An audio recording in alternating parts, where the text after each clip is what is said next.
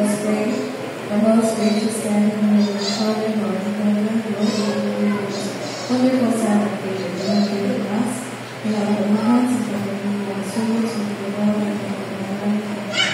For the vision of the Lord, and you will have successfully on the Lord, and you will have the Lord, and you will have the Lord. You have given the Lord, and the lands of the Son, and you will have the uncle of the Lord, and the Christian and the rest. Amen.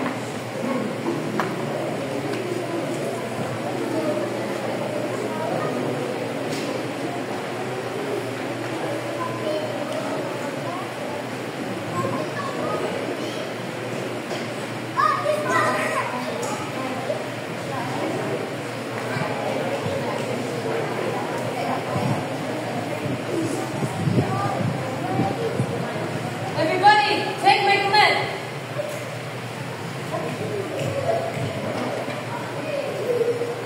And salute by the number. Ready, up.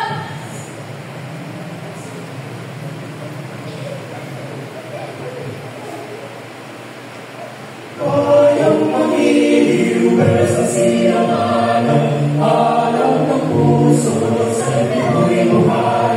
Lupang itinang, tuyan na lang mag-iitin, sa mandaluwi, pinapasisiyo, sa lalatang puntong sisimuyan, sa langit ng baga, may ilang tawag sa paglayang inaman, ang isap ng matao, mo'y nagumpay na nag-iinig, ang itong nataro niya, kailan pa may magdidilig, lupang araw na malaki pagsinta, buhay langit sa pito, ang bigaya na pagmay mag-api, ang mamatay ng dahil sa'yo.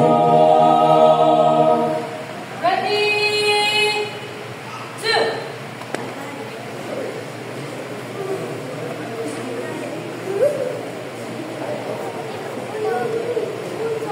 Forward, center, march.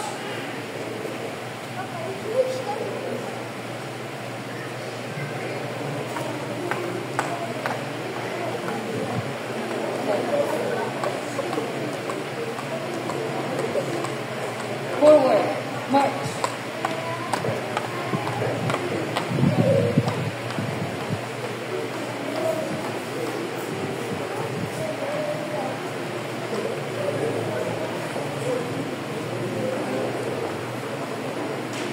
Para sa atong opening song, atong kataw na atong theme song, atong kataw na atong Pathfinder song.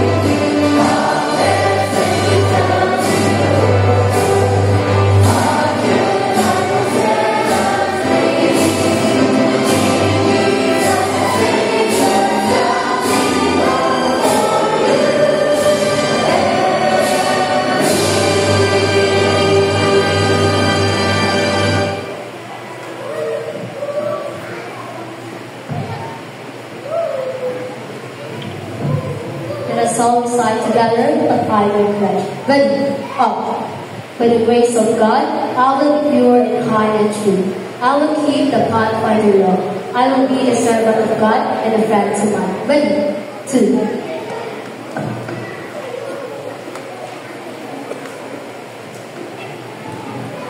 Pathfinder Law. Ready, up.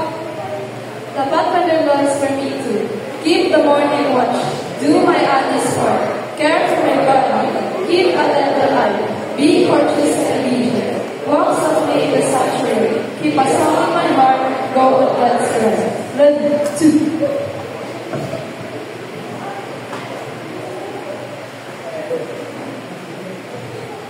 The Pathfinder Law. Please repeat after me. The love of Christ compels us.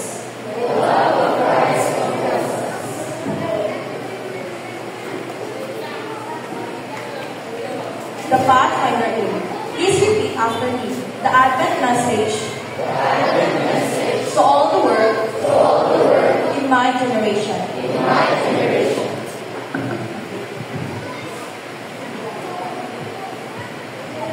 Please be seated.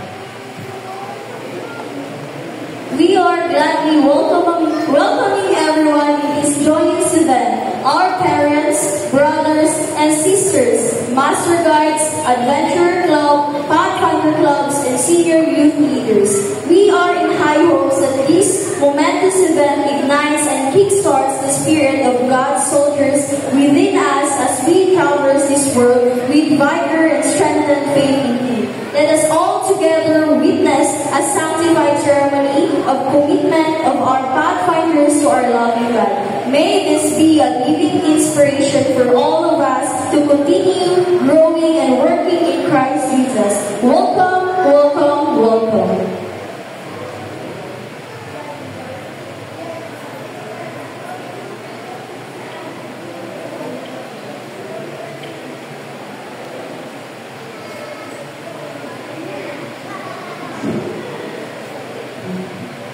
Ang ating scripture reading karon makita sa Salmo 138 verse 8. Nagaingon, si Jehovah magahigpit ni atong tanan may tungod kanako. Ang imong may gumawang kalulod, o Jehovah nagapadayon sa walay katapusan. Ayaw pagdiyari ang mga buhat sa inyong ogaling mga kamay.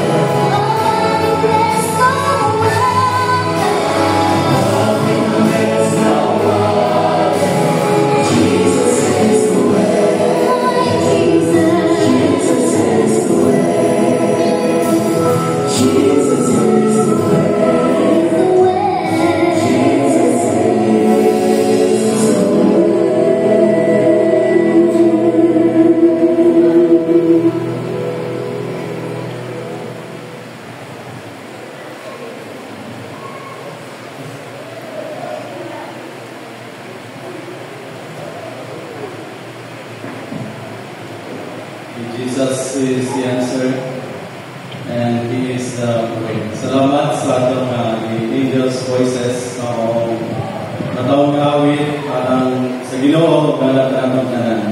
And happy World Pathfinder Day, Pathfinders. So, sinigitag na, it is the 25th celebration sa World Pathfinder Day. So, meaning, pila na katuig? 75 years na himo ini Pathfinder. So, nilikatak na ang atong mag-insay sa hapon nga nini, you love in Pathfinders with purpose. So, inyo bang gibati mga Pathfinders, mga master guide, na para mga senior youth leaders, mga adventurers, nga na-purpose ang inyong kinabuhi? Yes or no? Yes, no na-purpose.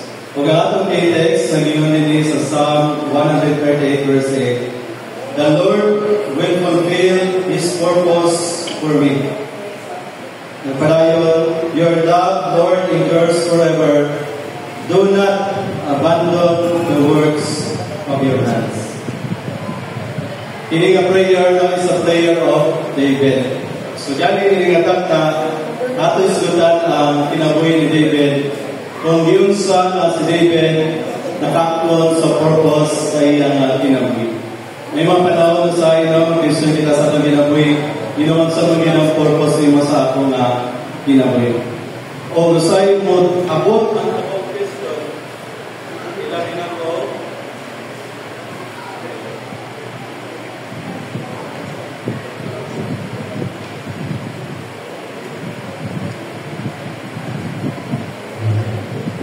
muabot ang akong Kristo, ilahin ako, nakapagita sa itawag struggle. Lord, kung sa mga purpose mo sa ako nga kinabuhi.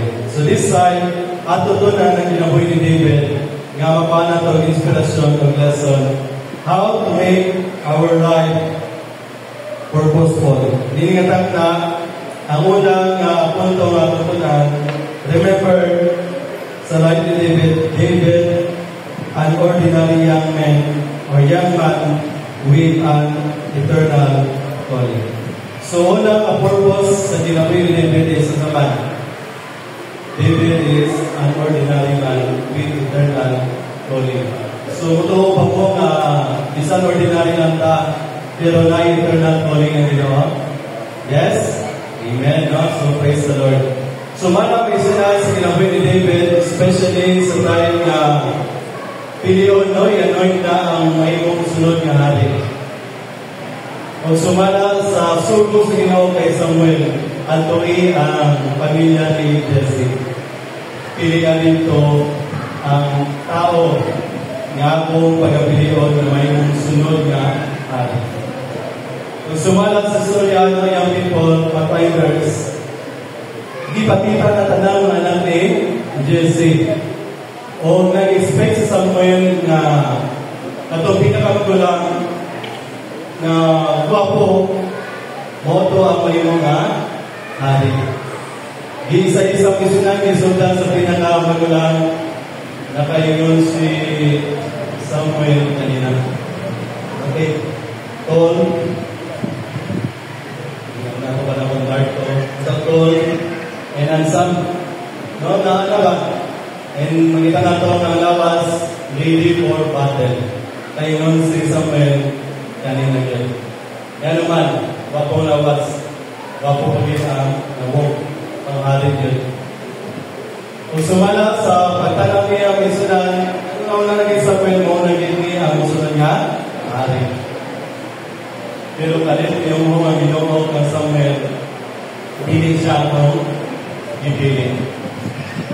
So, dili ang mula, no? Dili ka taas kayo, wapo ang pilihan ng isunan. Kaya nga naman, hindi ko na Ginoo, sumala pa sa iyong mga pulong. 1 Samuel 16:7, do not consider his appearance or his height.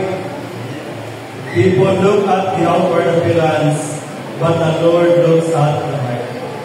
Kung sa ito pa, ayaw tanawang iyang nagwapo, iyang kalway, o iyang kataas. Kaya ang tao nagtanaw sa gwas, pero kung nagtanaw sa dasing-dasing. In short, personal, wala ipili in somewhere, wala ipili sa Ginoo na itong kamagulangan. Na gwapo na, perfect na, taas pa yun. Pero ang Ginoo wala nagtanaw sa gwas, nagtanaw siya sa dasing-dasing. Ngayon ang Ginoo, di siya pili. Hindi siya pili. Nakatry pa mga mga young people na kita na yung tall, dark, inansam, nag-monary, nag-pagmamana, or sa mga lalaki po nung kinikay, papalit, taas pa yun. Pero kanina.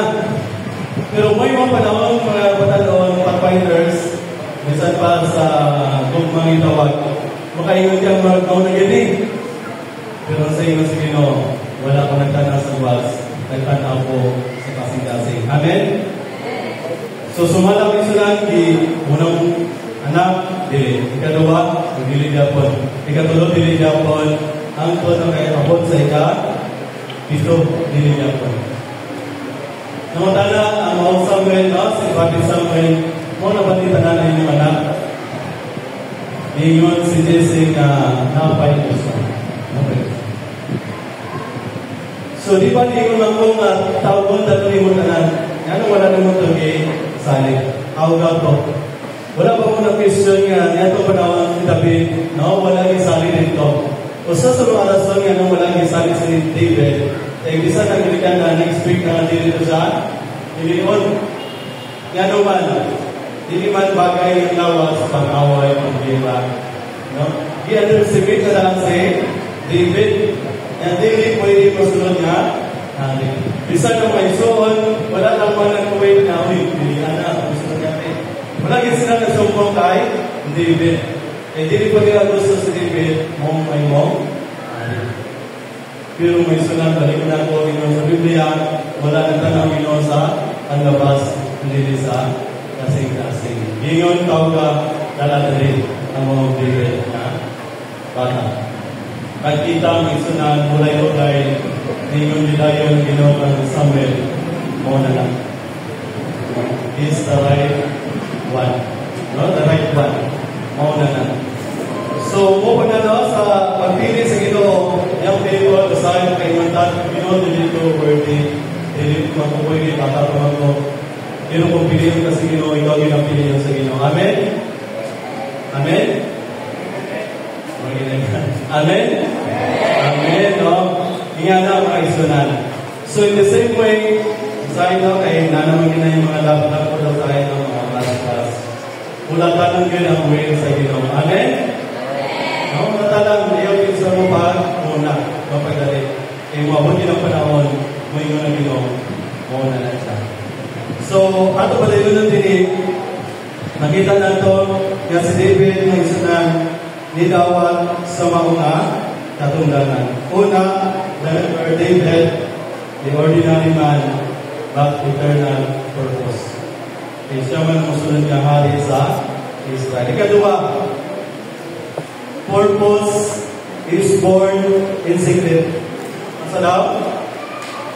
Ano sa ganyan purpose sabi saya? Yung sa tanong natin ng purpose, no?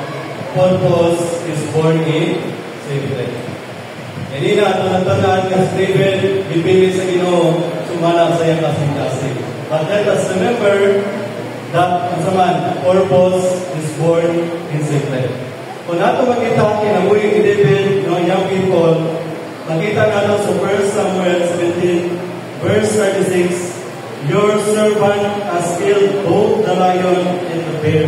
Kasi pasabatan niya. Yang pasabot, pathfinders, nga si David, is ang purpose is born in secret. Ganong ipili siya sa Ginoo? Tungkol si David, na siya gitawag, purpose in secret already. Kasi pasabot na. Sa tinulang may sunan, bisan si David, hindi pariya sa Isuan, na may yun na ito, ano sa tayo mga away yun na, wala sa hila. Kayo ba sa iyo may Isuan, na nagkapunod pa sa hila. Pero si David is born, with purpose and secret. Eh si David, isang tuon nagabantay sa mga karnero, he is secretly a warrior. No warrior na sila. Yan naman, he killed bear and lion. Kaya pagbantay sa karnero, hindi basta-basta.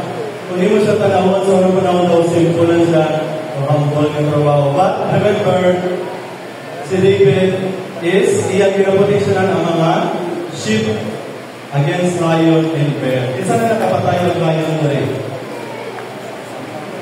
Wala pa rin ba? Bear. Hindi bear na lang nakakala. Pero lion yun nga, actual, yun. No? Ang usama may record niya, ang patay lion, si Samson ang tapos ng ito. Pero wala pang kabalungan sa David. Sa pagkabata niya, nakapatay na po siya lion. Yan na nakapatay yung lion si David to protect the sheep. So secretly si David, he is a warrior. No? Secretly. Wala kabalo, uban na si David, warrior. In the same way, young people, sayang niyo yung kanan, kami, wala kang kabalo, you are secretly a warrior. Amen? No? Sometimes, we know na sa inyo, you are also facing lions and bears in your kinabuhi. Sometimes, isipon na sa uban nga, simple naman ang imong challenge. Nasa naman ang imong pasulay ng ginatuban. But, deep inside sa imong life, you know yourself that it is challenging and struggling. So yan na lang. Yan na yung mga challenges mo sa inyong mga kinabuhi, sa inyong eskwela, sa inyong pagkikalubilo. Na yung mga challenges. And there are times yan na yung mga pressure no, sa inyong kinabuhi, sa inyong pagkabatanon, isan sa inyong eskwelahan. We know na uban rin sa kiling na kinabuli. No? Kinabuli sa eskwelahan. But you are secretly a warrior na naglalaban sa iyong sarili. Amen? Nakay nakaagi na ang ibuli rin sa silaan. Uy, talaga. No, talaga. So, but you are fighting inside.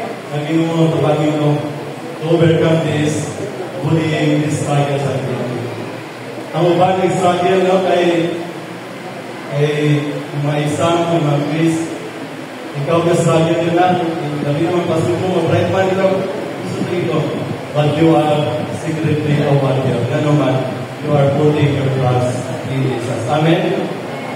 So, kanang mga struggle yung gatubang karon, gagmay man sa pananasawan, but this is our preparation para sa inyo, no? Sa inyong growth.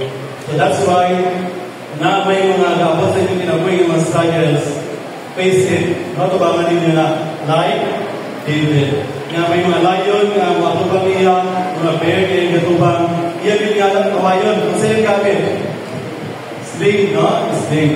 You must still be with David ang sling. Kaya gino, na pinagis sa sling, ma-overcome niya ang mga mapintas na mananap. And sa iyang sabi sa Ginoo, na mapirti niya itong mga ayaw.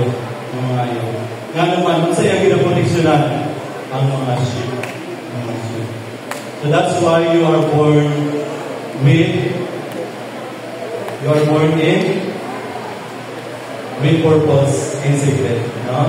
Na ay purpose ang Ginoo sa inyong ginabuhi, na yung mga secret challenges sa inyong ginatubang, but you are born for that secret plan sa Ginoo, for purpose sa inyong ginabuhi. And thirdly, no, ikatulo. Kung sa man ay katulo din, yun din sa katulo, a pathfinder with purpose, trust in God. Gusto yung pasabutan eh. Kato di ay mga gagmay, ako naman ito, layon ba yung mga challenges na mag-deliver secretly. Preparation di ay ko sa iya sa public war niya at ubangon. Ano ito niya, buti sa punto, 40 days na gina-challenge ni Goliath ang mga Israelites. Minsan, mag-iaway ka na ako, kung sino makapili sa ako, mapili niyo. Pero kung mapili na ako, inyong grupo, pili mo. So, gi-challenge siya 40 days na-challenge. Kada adlaw, iyang ginahagit ang mga Israelites. Kung walang joy, muduwal, nagkurog ng mga Israelites. Bisan si King Saul, nagkurog, igulmaan si Saul. Pati si Saul din mo tuwang sa Goliath. Yan naman, it's a great challenge. Kaya itong Goliath, master na niya talang technique no, sa pag-away. Kung dagan na po siya na napatay. Dahil sa leon, kasabi, ang Goliath na iisip, na iutok. Kaya niya gamit ng mga strategy na mapatay niya ang tao sa dali na nga pamagi. But here comes David. Now David, masagani ang katulo, a pathfinder with purpose and trust in God. Ingon diri ni David sa panahon na wala naman kayo mag-atubang. Pagkita ni David na ginabiyay niya na sa Goliath ay Israelites. Pati ang Ginoo, iyan ang ginabiyay. Asa naman yung Ginoo? Gimati ni David ang insulto no, sa Ginoo. Yan willing si David na mag-away. No, willing siya mag-away. Kasumala sa storya, gidala si David ng Saul, ready na mag-away. Kitagalan sa karmon, ari shield, ari apagmon. Ikan kami ang misalnya bukat mengkayo banyak perjalanan yang aku gamiton nama ko string.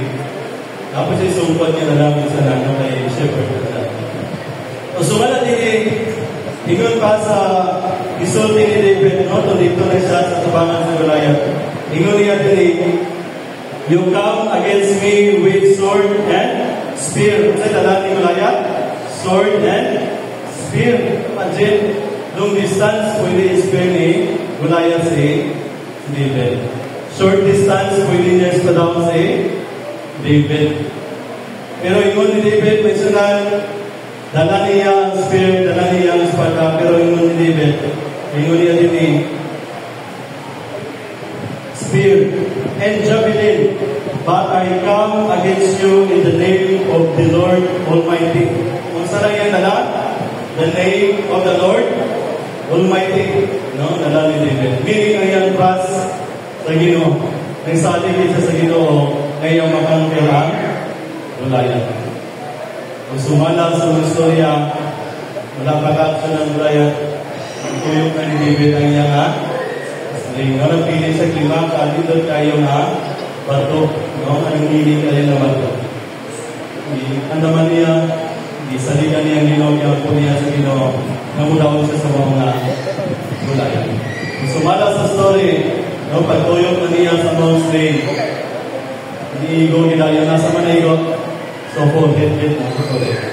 Pag-igo sa mga Goliath, imbis nga matumba sa talikod, tungod sa impact, pagtubangan sa natumba. Pagtumba niya, hidagan na yun dito sa David sa mga Goliath, ikaw sa pada ni Goliath. Kasi iba, iputo lang niya nga, ulo. David ni David. Kinsa daw si David. So young people, no, pathfinders, kanina, no, at isulti nga third times, inaamoy mga lion, mga bears, na inamoy, nagkatubang secretly, na-struggle sa inyong inamoy. But that struggle, no, pinagi sa tapan sa Ginoo, isang preparation for the coming Goliath sa inyong inamoy. Kaya we all know, pinapag-iumoy Goliath yun, no, mga yung naton mas tapo, pag-in yung mga challenges na maabot sa inyong kinaboy. But remember, David trusted God. Amen? So, kung may Goliath man maabot sa inyong kinaboy, sa inyong salingan. Si Jesus. Ang Ginoo. Amen? Amen. Kung man may salan na pinili niya, no, sa iyong pagkabata, mga lion, bear, pati ang Goliath, no, pinili niya, anoint na po siya as next king. Kung sa isunod, ngayon mo na ba siyang hari? Atong tanawin, no, kung ngayon mo na ba siyang hari? Ikaw pa, atong tandaan, the path of purpose is not easy. Yan naman. Kaya sa panahon niya ng pinili ng David ang Goliath, wala tayo siya na yung hari. Yan naman. Niyatubang pa sa ilatong pagsulay. Ang sarap pagsulay. Ang soul, no? Si soul. Si Saul, may isa na, no? Mga pathfinders, moong reigning hari. Nagaling mo hari. Nasumalang pa sa istorya, pagkabalo ni King Saul na murag, si David na masunod. Kasi bibuat, iyang gusto patyo ni David. Imagine, kung una kalaban ni David, Philistine, kahit munta, okay lang. Kalaban din man nila, tungkol kay lahin ng Diyos. Pero this time, ang kalaban ni David, kauban niya, Israel. Saying ng Diyos ang ilang simba. Diba? There are times, no, the painful part sa atong magpagalaga sa ay nga kailangan ma-challenge sa tuwas, pero mapun niya panahon like kay David na sunod ang challenge sa iya sa mga katawan sa Israel. The king of Israel pa yun ang iyang nakalaban. Na dili man gusto ni David awayon si Saul, but si Saul gusto niya awayon si David. Yan naman nasilos na si David. Kaya mga tao, dili naman kay Saul, dito na sila kay David. Kung ngayon mga panahon, kung kanta na sila, Saul killed 1,000, but David killed 10,000, may nasilos na si Saul. To the point, na gusto niya patin si David.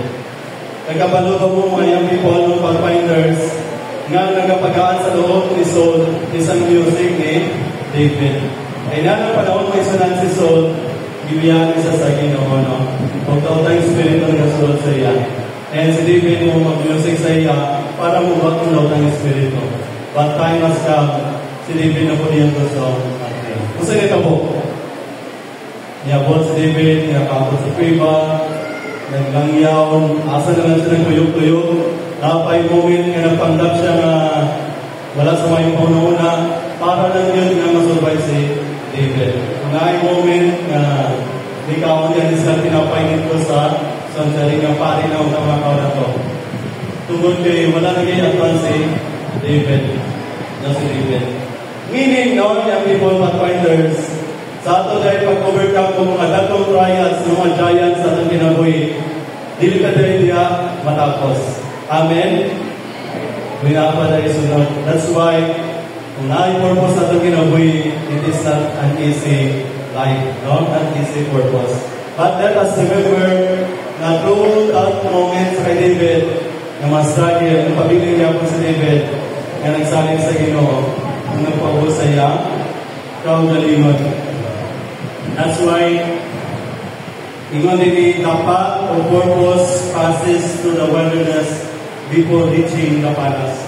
No? Sa dili pa ta makaabot sa palasyo, magandang sa Ginoo na David, na wala pa siya nakalingkod dito sa palasyo, niagibagin siya sa mga kamingawan, mga challenges, young people.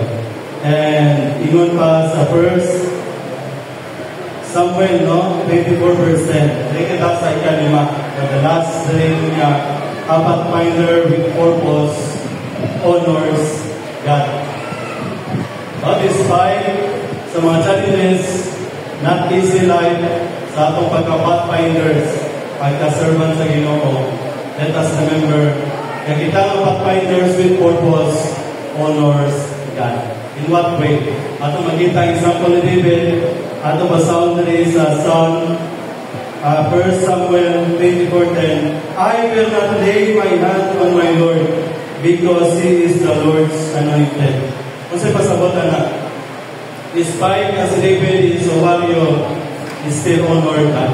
Kung sa'y pasabot na, meaning ato makita, now pathfinders, young people, makaisunan, nga bisan si David, pwede na niya mapatay si Saul. Inano mo sa kriba. Dapat dito si Saul, dapat si David dito. O pagsunod ni Saul dito, may sunan, pwede na mapatay ni David si King Saul. Ipatay niya, wala. Wala niya ipatay. Na yung moment, nagigisian niya ang kayo. Then, pagwa ni King Saul, nigwas mo si David. Iyangin ng King Saul, itali mo na yung kuwan sa imong bayog ng destiny mo. Iguan na ko. Nagpasabot po hindi ka mapatay. Pero wala na akong ibuhat. Nga naman, ako balik ko ng verse na itong dibasa. I will not lay my hand on my Lord because He is the Lord's anointed. David, no? Nga si David, no? Isang mo na ito chansa niya mga panimalos. Grabe ang pagluto sa iya ni Saul. Pero, hinumduman ni David, isang pahinga na ipakita din sa Hosea, still is the Lord's anointed. Amen? Nung itawag niya po, may sunan ni David si King Saul nga naman, ay itawag niya ang Ginoo. Tungkol sa pagtawag ni David sa Ginoo, iyang itawag ang i-anoint sa Ginoo nga hari sa Israel. Ginispito niya po niya young people. In the same way, as the young people, bisan pa no, may mga trials, mga pasato, mga challenges, no? So, ayan, aside, masabaan mo sa inyong kanan, remember to honor God. So, sa pamagi, to honor your parents. No? Ingon niya Biblia, honor your father and mother. No? Sa mga sabanan mo, or sa pa, still, ninyo yapon niya tagang honor because they are God's chosen parents para sa inyo. Same way no, sa mga leaders sa iglesia, mga pastors, counselors, and directors, no, sa may mga kita mga kapatyasan. Ayun sa man to si pastor, ayun sa man to si director. Na may mga kapatyasan nga makita at remember, inumduman niya po ninyo ang pag-honor no, sa Ginoo by respecting ang mga leaders. Amen? No? The same way, isa sa mga leader, no? Isa man ang mga leaders sa Pathfinders. Mga master guide, no? Mga senior youth leaders, ato i-attack ang Espiritu. Tungkol Espiritu na ito ang Ginoo. Because a Pathfinder with purpose honors God. Amen? Kaya ninyo din napangilig yung pinakalas pa yun. Yung makulas ito kanina, napangilig yung pinakalas. Ninyo din God fulfills His purpose. In all the journey ni David, iabot yun sa punto na nakalingkod siya sa trono, nagyatag sa Ginoo sa iya. That's why may moment ay nakaingin sa David, kung saan naman ko no, may muhong itagaan o pagtagat kung niya sa Ginoo. And remember, the fulfillment sa kinabuhi ni David is not only ang may emotion king of Israel. Na behind the scene nga plano ang Ginoo. Kung sa'y behind the scene yung plano niya, nga pinagi ang David mugwas ang Mesiya. Isa Mesiya, si Jesus Christ. In the line of David, mugwas ang manluluwas sa kalibutan. Imagine, ang manluluwas ni Adan, hanggang sa manluluwas, pasigan kami nigwa sa linya ni David. Ang promise kay Adan ng iba, nga pinagi sa imong seed, niabot. Ang promise kay Abraham, that from your seed, mabot. Gi-promise kang Moses, a prophet like me will come. No? Ang gi-promise kang Malakias, na someone na mabot, o ang mga prophet yoban, ngayon ang gi-prophesy, nigwa sa linya ni David. No, ni David. Kung ingon din sa Biblia, no, sa atong K-Text, sa 138 verse 8, the Lord will fulfill His purpose for me. The main purpose niya sa Ginoo sa kinabuhi ni David, na di lang siya mayong hari sa Israel. But the main purpose na pinaagi kang David was Mesias. Amen? In the same way sa atong kinabuhi, no, Pathfinders, Master Guides, we have the Master Guide, no, Jesus Christ, our Supreme Master Guide. Kung sa'y purpose sa ato kinabuhi. Kung sa'y fulfillment na gusto mo sa Ginoo sa ato kinabuhi. Dili lang ang mabaungan tag-eskwela, makapasarta sa atong exam, sa atong tag-eskwela, dili lang ang makagraduata, makapamilya. Mura pa na ang purpose sa Ginoo. Muna pa siya ilaigin ng purpose. And the main purpose sa Ginoo sa man, like David, yung mugwa sa iya ang Mesias. Ang hini na pinaagi yun, kanimo Pathfinders, sa ato tagan, no, natin karon, ang main purpose sa Ginoo, nga mugwa sa imo si musulod si Jesus, pero ipagwag imo si Jesus, ka naman, imong i-share sa uban. Kaya napay dagang, pwede ba yung Pathfinder, pwede ba yung kasakot sa katawan sa Ginoo, but they don't have Jesus sa ilang kinabuhi. Pero kita nga na yung pagtungan Jesus, nakita yung Jesus, nga ang purpose yun nato is to share Jesus open. No, to share Jesus. Okay, there is no other name nga ang tao maluwas in the name of Jesus. May David ang purpose niya na fulfill igual si Jesus. O sa atong kinabuhi ang purpose nato is ang saman to share Jesus to others. As pathfinder, yung kiniminsahe ato ibutan sa atong kasing-kasing, isulod din nato sa atong una-una o atong ibuhat sa atong matiin sa atong mga kamot sa atong mga papak ng mga share sa tuban. So this time, andang pa mo, no? Willing pa mo na inyong ipagamit ang inyong kinabuhi na you are not only a pathfinder in name but a pathfinder in action. Amen? No, dili lang ta pathfinder sa atong pangalan, dili lang ta master guide sa atong pangalan, dili lang ta adventurer no, sa atong pangalan, but in action, no, magkita sa atong binuhatan. Kung estudyante ka, pwede din mo ma-share si Jesus sa iyong mga classmate. Kung batanon ka, pwede din mo ma-share si Jesus sa inyong kasing batanon. So, dali ninilakat na, kung mo na inyong handog sa inyong kasing-kasing, tindog mo kay magay mo ka sa atong pagkampong din nga. Magampong ka. Lalay ko ng sinubawang Diyos nga magam sa tanan nito nagatol kami diha sa imong langit ng tronong langit ng Puriyana. Salamat Ginoo sa story nimo diha sa kinabuhi ni David. Nga si David na purpose sa kinabuhi. Luyo sa mga challenges na iyang natubang and luyo sa mga pag-overcome Ginoo pinagi sa imong kabangya sa kinabuhi. Na-fulfill yun ang imong purpose sa kinabuhi. Kapinagi sa imong instrumento na mo si King David na panganak Ginoo ang Isaya ng kalibutan na ikaw ang umisimba o kilagaran nga maong pamagi sa kaluwasan ng katawan.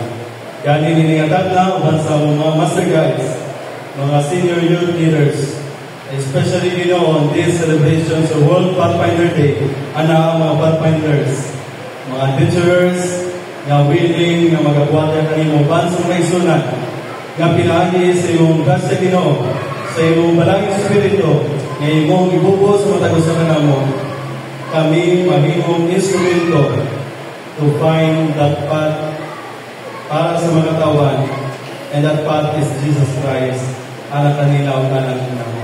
Kabangi Ginoo matagusan namo, nga imo kami gamiton nga instrumento samtang napay labilin ni adlaw, oras, panahon Ginoo ni kalibutan. Mubo na lang yun ang panahon Ginoo kaninagami umi. Ay kung balang espiritu, ibubo nimo sa matagusan namo. Kabangi kami Ginoo, nga makalihok kami sa pagdala sa mensahe sa mga tawad, sa mga classmate, mga kailan, masubisan din sa Ginoo, nga din amo mapat ang mensahe. Kay kining panahon Ginoo, mubo na lang, gamay na lang, kabangi kami, nga mubuhat kami Ginoo pinagi sa imong tabang. Salamat sa kalam, salamat sa kusog, kung salamat sa gugma Ginoo, nga mo motivate ka mo sa pagbuhat alang sa pag-aog o mga katawan alang sa imong gingayan. Nga din mo abot ang panahon, kaming imong mga katawan, magatindog, iya sa imong langit ng puluyanan. Ma-experience na mo Ginoo ang kinabuhing walay katapusan, ang imong eternal purpose alang sa among kinabuhi. Pasaylo kami Ginoo sa mga sala, pasaylo kami Ginoo mga panahon, nga unta opportunity na namo nga mubuhat kanimo apan namo gipud nga namo pagalingon pasaylo kami Ginoo ug kabangi kami nga matag opportunity matag kayon nga diin kami maginsahe kabangi kami nga mabuhat kami Ginoo alang sa duha na nimo matagpan. Salamat sa pagtubay sa among pagkampo sa pangalan ng Daong ni Hesus sa manluluwas. Amen. Take care.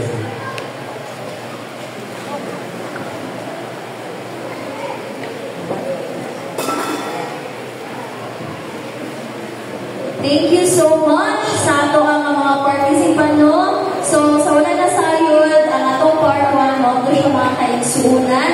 Again, thank you very much sa ato ang announcement ng gamay sa atong mga members and officers sa ITCC at ay putuhan na lang rin sa likod. Ito lang yun po na kanak na combine din sa ilang meeting para sa pagpili at ang delegate sa sector to Cebu. So, God bless. So thank you so much, Pastor, sa pagdala sa ato ang mensahe, no? And daghang salamat po sa itong mga participants, sa kay Sister Chelsea Gray, kay Sis Chelsea, kay Rhea, kay Clivany, kay Ma'am Abby, kay Honey, and Charlene, and the Angels' Voices sa inyong pag-render sa inyong mga parts sa itong part 1. So, as sa itong part 1. So, or mga kaigsunan, proceed ka sa ato ang second part sa itong program, which is ang atong stationing. So, I know that ka nagbimingaw sa ito ang, inani nga pagtipon-tipon na ito, ang IPA Fellowship.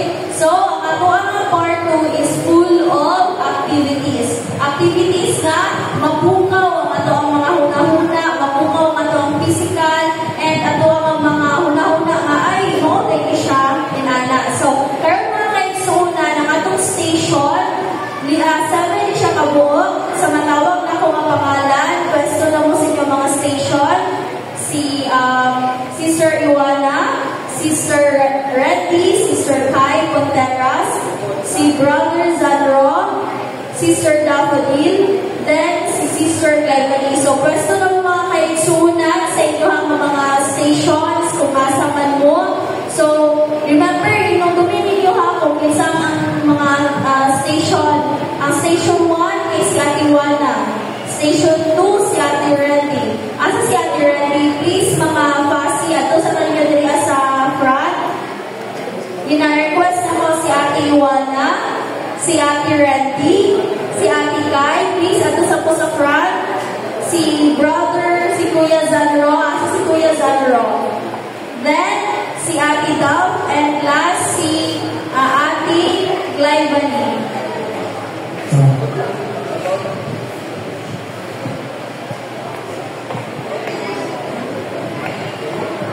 Dali sa mo, para makailas na sa inyo.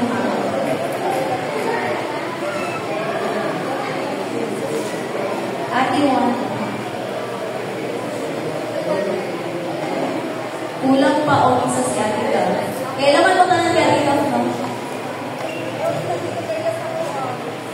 Okay, ang station 1, si Ate Iwana. Taas ka mo, Ate Iwana.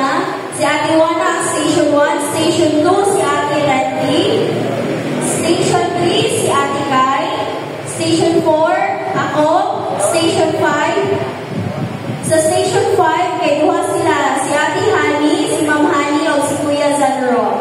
Then, ang station 6, si Ate Dav. Kay naman mo ka Ate Dav, no? So, station 7, guys, si Glyvany. So, kung makita niyo na siya mga batanon, kanina paper, inyo niyo siya ihatag sa ilaha. Kung ma-fulfill ninyo ang requirements ni ipahatag or ipakuplay nila sa inyo, ha? So, and butangan po ninyo date, date, and kung naman group name, butangin po ninyo. And then, ang pangalan sa station 1, kay Ate Iwana, kay Solve the Mystery. Solve the Mystery. Next is, ang station 2, Fundamental Beliefs. Fundamental Beliefs ang station 2. Ang station 3, Keep Your Faith Burning. Keep Your Faith Burning sa station 3. Sa station 4, Act Me Out. Station 4, Act Me Out.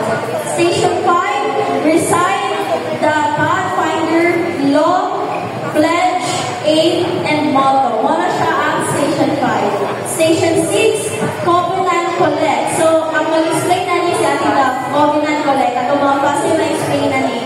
Ang station 7, Make Me a Perfect Jew. Okay? Make me a perfect Jew.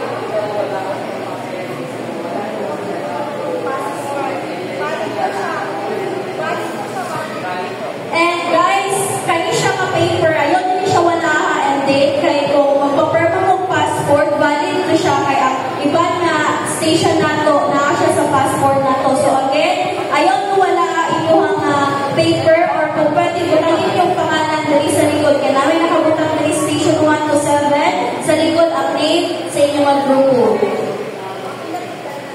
Yes, tanan na ng lingkod dali akaron. Kanina kasunod, neckerchief. Ha? Tanan, especially good, ang kanina kasunod, neckerchief. Patipod lang naa sa gawas, mga pilta ninyo ang naa sa gawas. And tanan na itong mga parents, kung pwede, kung kaya pa, mga pilta ninyo.